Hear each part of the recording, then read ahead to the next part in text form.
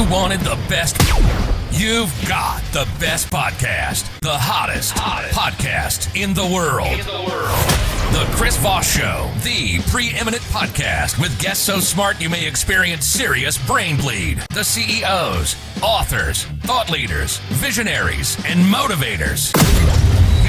Get ready. Strap yourself in. Keep your hands, arms, and legs inside the vehicle at all times, because you're about to go on a monster education roller coaster with your brain. Now, here's your host, Chris Voss. Hi, folks. It's Voss here from thechrisvossshow.com. Thechrisvossshow.com. I'm just going to sing it because I couldn't find the button to get back. Welcome to the big show, my family and friends. As always, we love having you guys with us on the show. I can't do this after 16 years. What the fuck is going on? I couldn't find the tab to get back. And so, welcome to the show. Now that I've found my show and audience in the Google 5,000 Google tabs that I've had, has anybody ever considered that maybe the people like me that have way too many tabs open on their Chrome browser need like help? We need some psychologist or maybe a rehab center to go to for tab addiction. Sounds like you drink too much of that old tab pop that I grew up with as a kid. Anyway, guys, we have an amazing show and a great author on the show with us today. He's going to light your life and brighten your world and make you smarter. And I've just put a ton of pressure on him. But I think he's got it. I've taken a look at his book. We're going to have another, I think it's our third or fourth billionaire on the show. Silicon Valley Tech CEO will be on the show, I think, later this week. So be sure to check that out as well. We like having billionaires on the show. They make the show seem like it's important. Maybe we'll get it. We'll stick around for year 17. So do that. Go to goodreads.com/Chris Voss, youtube.com/Chris Voss, linkedin.com/Chris Voss. And it's never boring. We just kind of make the intro as it goes. And that way you're not sleeping through it going like, what is Chris doing again? It's the same old thing. I'm just going for the brain bleed. Just going for the brain bleed. When I heard that, I'm going for brain bleed right here. As we go, we're gonna be brain bleeding today because evidently I'm suffering from it already. It's there you go. He is the author of the newest book, 12 Questions for Love, a guide to intimate conversations and deeper relationships. And it just came out. We're going to be talking to Topaz Adizes on the show with us today, and he's going to be telling you all about how to answer those 12 questions for love. Usually I only have one question for love. Why do you hate me so much? So we can talk about that. That's not a good question. We can do better than that. There you go. His book came out January 2nd, 2024, so you can get it wherever fine books are sold. Topaz is an Emmy award-winning writer, director, and experience design architect. He is an Edmund Hillary Fellow and Sundance School Stories of Change Fellow. His works have been selected in Cannes, Sundance, IDFA, and South by Southwest, featured in New York Magazine, Vanity Fair, and the New York Times. He's garnered an Emmy for approaches to documentary and 2 World Press Photo Awards for immersive storytelling and interactive documentary. Welcome to the show, Topaz. How are you? Chris, I'm very happy to be here, man. I'm excited to be here and share some brain bleed. Share some brain bleed. There you go. The opening bumper has just got me. I'm like ready for. Isn't it though? We've got a soundbite we're working on where the guy's going to go, I'm just here for the brain bleed. The same guy who did the intro. So we're working on that. So there you go. So give us your .coms. Where can people find you on the interwebs? Just theskindeep.com. That's my team, the Experience Design Studio. We explore humanity at its best and how we connect. So theskindeep.com and all the socials and the website. My personal website is topazdees.com, but all my work is really focused on theskindeep.com. There you go. So give us a 30,000 overview in your words of what's inside your new book, 12 Questions for Love. So for the last 10 years, now I'm in our 11th year, we've been holding the space for this project called The And. What is the and, you're wondering? Well, the and is about a relationship. It's not you or I, us or them. It's you and I. It's the and that connects us. So for the last 10 years, we've been bringing people into a space where they face each other and we give them questions. And they ask each other questions. And from that, they have incredible cathartic conversations. We film it with 3 cameras, and you're always seeing both participants' faces at the same time. You're seeing how they react to each other. And after doing this for 10 years, over 1,200 conversations, we've distilled down our learnings down into a book, 12 Questions for Love. And it's basically, here's a guide to how to have deeper, more meaningful conversations, because it's going to give you a stronger, more vibrant, fulfilling relationship. And it's just something that we don't think about. But where do we learn how to have these conversations? Where do we learn how to deepen our connections? We learn that from modeling from our family and maybe our friends. Here, because of our experience, my team and I, for the last 10 years, here's a way for you to do this. Here's how you create the space, and here's how you construct really good questions. There you go. Questions are the important things in life, because if you ask better questions, the quality of your life, I think, gets better. Same thing in business. I agree. I think we spend way too much time looking for answers instead of creating better questions. Put all your emphasis on creating better questions. The answers will appear much easier and they'll be more empowering. There you go. So you came up with 12 questions, but before you get into that, give us a little bit more history on your background and your words. How did you grow up, get in the fields you're in and the interests that you have, et cetera, et cetera? Who hurt you when you were young? I'm just kidding. My parents' divorce hurt me. I mean, I think we all have some type of trauma or pain. And, you read Viktor Frankl's book, A Man's Search for Meaning, and from his POV, it's just that simply everyone has their own trauma, and we don't need to compare traumas.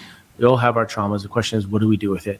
For me, that trauma was being a 3-4-year-old boy with a 15-month younger brother and watching my parents go at it.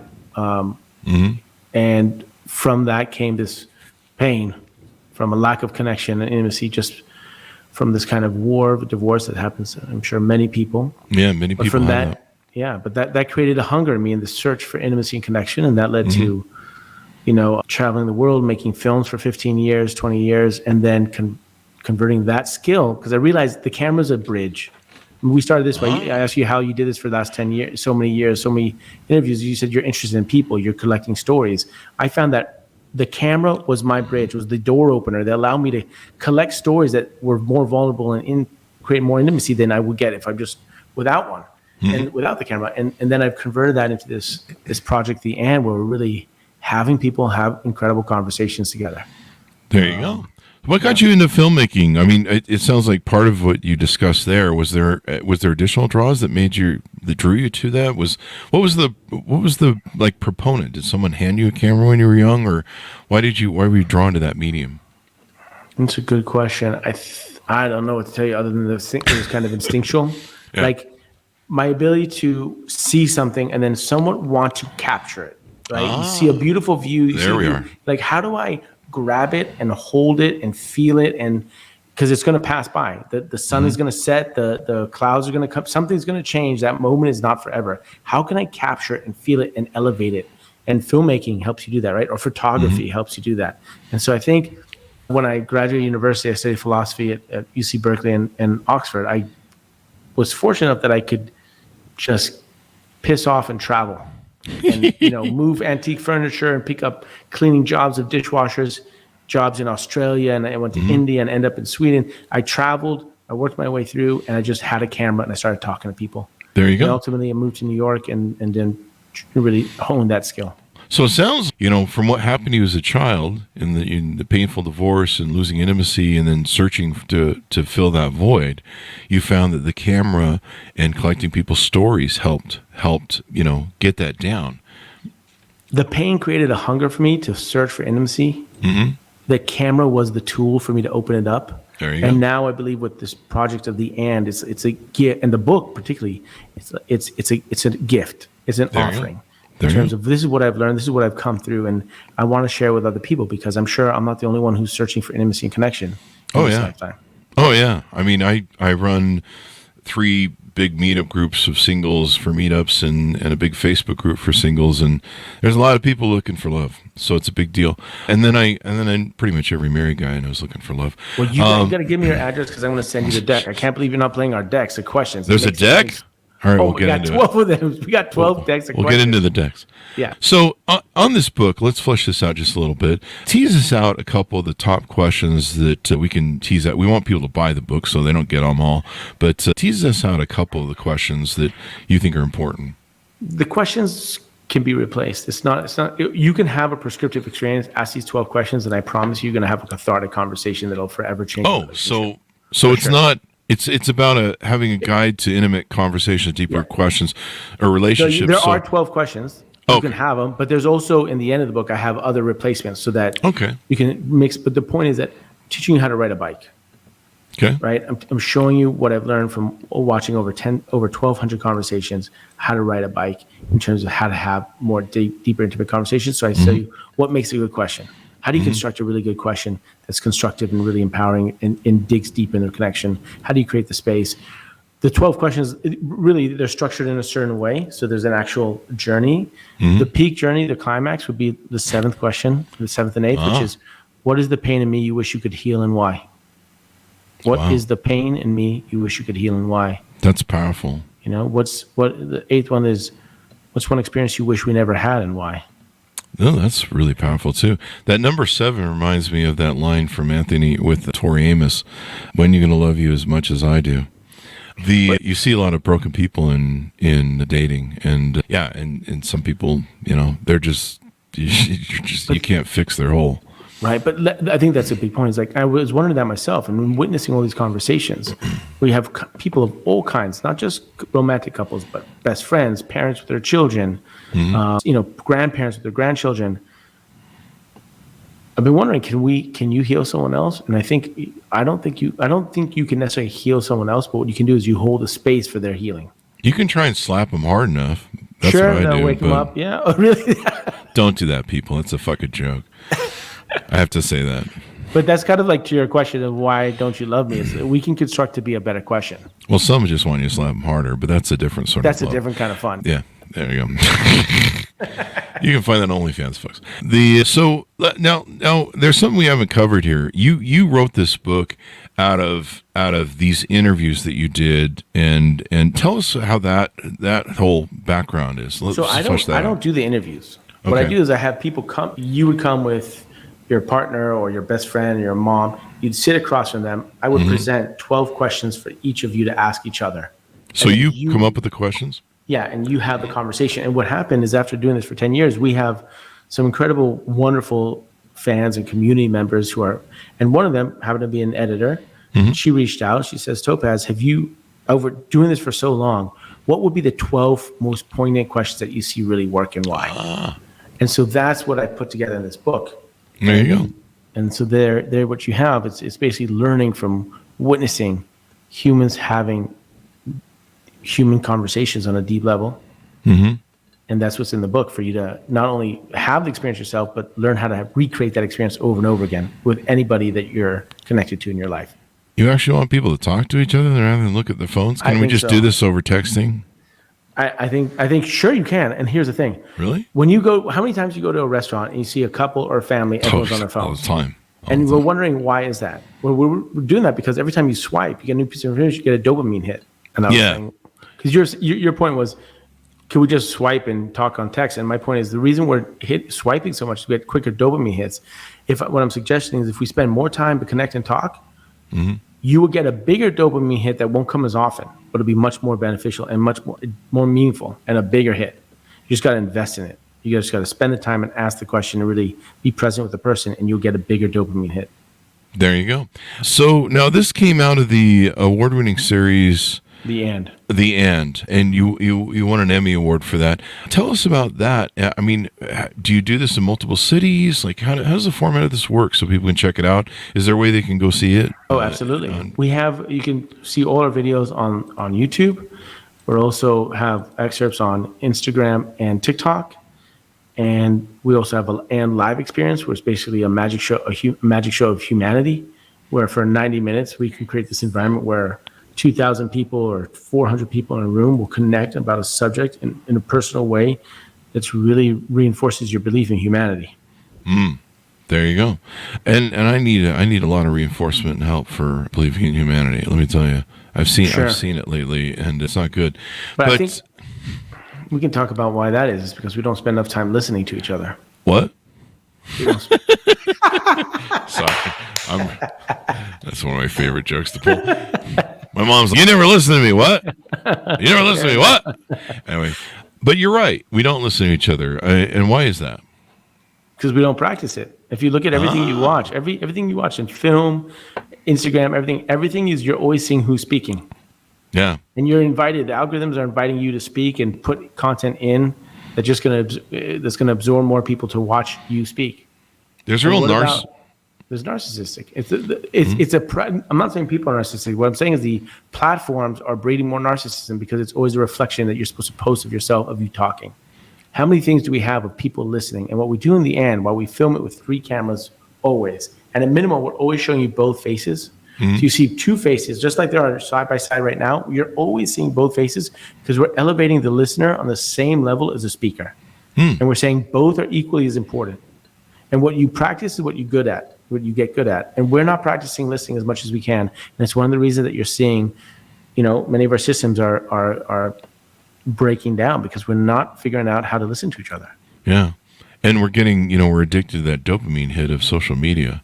I know people. Which is a shallow hit, but there's a much deeper hit that's there that when you feel it, it's much like when you get in an argument with a partner and then you sit through that turbulence and you sell it and you find a new way to come back to each other. That new relationship is that much stronger because you've gone through the tension, because you've gone through the conflict, you've worked your way through it. And that's the bigger payoff, in my opinion, if we invest in it.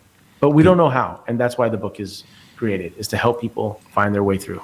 Asking better questions to improve the quality of life. And I love this because questions do make things improved. Sitting down and sometimes, do you find it people have a hard time asking some of these questions? Like they're almost too intimate or too at risk of being painful? Absolutely. Absolutely. But what I've learned from watching is that it's actually not important what is said. What's important is that the question is asked and that both people sit in that space. Wow. If you think about couples therapies, which I've done and it's been helpful, is when you go to a couples therapist, the therapist is holding the space. The therapist is the referee. So you as a couple are practicing speaking, but not holding the space for each other because the therapist is holding the space. The therapist is asking the questions. What I'm suggesting is let's also use this method where we are creating the questions together, asking, sitting in the space. And even if we don't answer, because part of the rule of playing the and is you don't have to answer any question you don't want. You have to allow people to be who they are, and they don't have to answer if they don't want. But what's imperative is that you ask the question. And by asking the question, and we're both in that space, we're both thinking in our heads what the answer is. I'm thinking about what I'm going to say. You're thinking about what you're going to say, what I might. The point is, we ask the question, we're having our own conversation in our head, and we hold the space for each other, even in that discomfort, even if we don't verbalize an answer. And that's where we practice greater resiliency in our relationship, by sitting together in discomfort or exploration. And on the flip side of this discomfort, there's also the point of having a conversation you never had before that illuminates your connection with your best friend. Oh my God, we spend so much time together, but we've never asked this question. And now that we do, it kind of brings a new vibrancy and freshness to your relationship that because you haven't articulated before. And that's also a lot of fun. There you go. So tell us about these decks. I bought a couple decks for talking to people recently, which is kind of weird because I'm like, we're going analog again. And one of the decks I was going to take on dates, because when you go on a first date with somebody or a coffee date, you have to go on coffee dates now because you can't tell who anybody looks like until you meet them. And you're really looking for connection. Look, I think I have the best product, and I'll tell you why. Is it the dating one? I have 12. We have dating, we have long-term couples, friends, family, strangers, coworkers, amusing, healing. The reason that our questions, in my opinion, are the strongest and the most kind of helpful is because there's five pieces to a question. One of them, which many people miss, is asking the question that illuminates the connection. So what I mean, if I ask you, hey, Chris, you get a dating deck. You're on a date. You get the question. It goes, Chris, what scares you the most? And you're on one of these blind dates. So 5 people go in front of you. What scares you the most? You're going to say the same thing 5 times over. A snake, a snake, a snake, a snake. Okay, great. Our questions are different. The connective point is it illuminates our connection. So the question would be, hey, Chris, what do you think scares us the most? What do you think we both fear the most? And now you're thinking about me. You're thinking about us. You're thinking about what's in common. And therefore, the 5 people on the date that you're speed dating, you're going to answer that question differently for each person. Because it illuminates your connective relationship. It illuminates the relationship. And that's why our questions, in my opinion, are some of the strongest, best in terms of bringing out and elucidating a deeper conversation. There you go. I definitely need the dating edition. I like this question. Address, I'm sending it your way. I'm going to ask once you play, if it works or not, let me know either way. Definitely. Well, we have, I think, 600 people on our Facebook dating singles group that I run, and then we have about 2,000 in the meetup groups. We hold regular meetup groups every 2 weeks, and so I'll definitely give it a recommend. I like this one. If your mom were here, what would she warn me about you? Where are you getting that? Where do you see that one from? It's on your website. It's on your website. Another good one was like, what are you carrying from your last relationship that you won't into this one? Oh, really? Here's one that I like. Do your impression of your parents meeting me for the first time. But you see how that question These are fun. It brings the connection into play. Yeah. A lot of questions are like, what are your parents like? Well, you're going to answer that question regardless of who asked the question. Yeah. Our questions are immediately putting us both in the game. Yeah. And I like it because one of the problems you have with dating and first dates and coffee dates is they end up just being like a New York police shine a flashlight in your face. Right. You know, give us the right answer. We're going to hit you with the yellow pages, 1970s sort of interview. The thing is, sorry, did you finish that thought? I'm sorry. Pretty much, yeah. My thought was that we have this societal programming where we ask the same questions and we get the same answers. So what are we even really? We're just checking scripts. Yeah. And what I'm saying is that the way to debunk that, the way to short circuit that is to ask a totally different question. Mm-hmm. It hasn't been asked before. And then all of a sudden, your mind, which is such a good service member to your question, is always going to find an answer, is going to search for an answer. Which is a great one on a first date. What's your favorite memory from your worst relationship? That might be a good one or bad one to ask. That might be a good one. I try not to remind him of bad relationships. You don't go there. You don't go. Oh, there. you're using that example of okay. Yeah, as an example of how do you create new questions that people don't often ask, and therefore creates a space for exploration. Yeah. Well, another good question to ask is, how many of your boyfriends were narcissists? Oh, the last 20?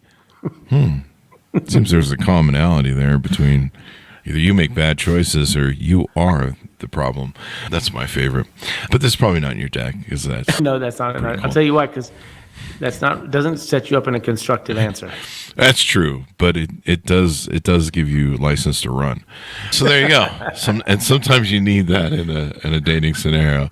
We're like, check, please. Hey, you know what, Chris? Maybe we should collaborate. We should do an anti-and deck. Anti the and deck. It's like Chris Voss, like the dating run deck. The dating run high and dry. When to ask for the check on a date deck. She says this or he says that. There you go. But no, I love these decks. The ones I've tested, I haven't bought any of yours, but I guess you're up next. Is you've got. Let me try and plug a couple here for you. The self deck is great. You've got the long-term couples edition where they're like, "Why don't we have sex anymore? Why don't you bring me flowers?" Let's see. I'm just kidding, people. These are jokes. These are not in this deck. So you got the healing expansion deck. Is that for self-healing? That's for healing of any relationship. Oh, okay. So after the constructive healing. After after a fight, after a breakup, after when you're trying to handle things and find solutions. Yeah. Jesus, I should get an affiliate code and sell this to all my singles. Dude, done. Self edition on That's racism. One of my favorites. That's interesting on racism. That's very powerful. That's a collaboration with Sonia Renee I can get some Trump voters together and cover that one. Friends edition, musing expansion. What is a musing expansion? Meaning like the amusing and healing, you can mix in with the other decks, right? The other decks are based on a relationship, friends, family, long term. But then healing and amusing could mix in with any of the other decks. There's a kids edition too, family edition, strangers. Yeah, I love these decks because asking questions. You go on dates or you talk to people. There's some I've seen where it delves into relationships. My mom's still alive. She's 82. We have a hard time figuring out stuff to talk about. She's ultra religious. I'm an atheist. It can be hard finding things of commonality. I'm sending you the family deck, the family and the dating deck. But the thing there is the reason these work is because you also need to create the space. If you go to your mom and you say, "Hey, mom, why do you love me?" She's not going to be wondering why she loves you. She's going to be wondering, why the hell did Chris Voss come home today and ask me this while I'm watching TV? Where's he coming from? She's not thinking about the question. Now, if you come home with a card game, a family, like, hey, let's play this game, and you pull out randomly, why do you love me, mom? Now, the space has been created. The permission has been granted for her to give the answer, and maybe more importantly, for you to receive the answer, right? Yeah. Because the space is there. Now, you're not both wondering why the hell you're asking the question. She's now wondering about the question itself because the space, by virtue of the game, has been created. Yeah. Thankfully, I don't have to ask that question anymore. She already told me she doesn't love me and I was adopted. So there's that. Well, really? No, I'm just kidding. No, she loves me. We're actually in the midst of having that DNA test because I keep teasing her that I'm adopted. I'm pretty sure, looking at my whole family, I'm adopted. So we're going to find out if she slept with the postman or the milkman. I think that was a joke back in the day. So I love these cards. They're awesome. Anything more you want to plug out on the show before we go? No, I just want to thank you for the time and the platform, and wishing everyone a good weekend. I guess the thing is that don't shy away from good questions, because there's such a big payoff on the flip side. There you go. And listen to each other. Put that damn phone down, people. You know, I was out at a coffee date, I think 1 or 2 this weekend, and the most important thing is to put that damn phone down. Man, if you pick up a phone when you're meeting somebody or introducing yourself to people or whatever, just try and, when you're talking to somebody and intimately, your family member, whatever it is, try and focus, like what you said, on listening to them. Put the damn phone down. You know, when I go out to lunch, dinner with friends, we have a put the phone down rule. And, you know. But I agree. But then the question is, what do we do now? And so that's what the questions are. Yeah. And that's why knowing how to construct good questions is really helpful. That's why you order up his book, folks, and the question decks, as always. Give us your .coms as we go out, Topaz. It's theskindeep.com, and the socials are the same, The Skin Deep. That's where you can find everything. There you go. So, folks, order up wherever fine books are sold. 12 Questions for Love, a guide to intimate conversations and deeper relationships. And, of course, my question for love always is, love, why do you hate me? Anyway, I'm thinking of the Sam Kinison thing where he's like, love wouldn't screw you, not at the nighttime. Come on, open the door. Anyway, that's my life. Thanks for coming on the show, Topaz. We really appreciate it. My pleasure. It's my pleasure, Chris. I got Sam Kinison in my head. Thanks for coming. And thanks, Ron, for tuning in. Go to goodreads.com/Chris Voss, LinkedIn.com/Chris Voss, Chris Voss 1 on the TikTokity, all those crazy places around the internet. Thanks for tuning in. Be good to each other. Stay safe, and we'll see you guys next time.